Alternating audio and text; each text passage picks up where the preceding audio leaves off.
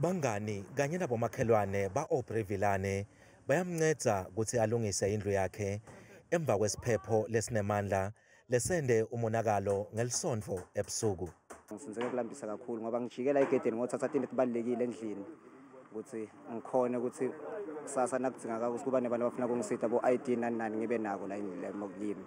Makhelwane waVilane Constance Nkolisa naye uvelelwe monakalo. Uthi bekahleli nebantu abakhe kanye nebatukulu ngesikhathi kufika lesiphepho. Konakele ifurniture yakhe kanye nekudla. Isitho salidzinga kakhulu for kulesimo esikuso ukuthi kufuna ukuthi kuphuleleke la eTulu. Bathi ngizamakile mara asathi ukuthi kuyendekani kukhona kokhoneka njengoba kunje. Masipala waseNkomazi uthi usahlolisisa kabanti ngemonakalo lodalekile.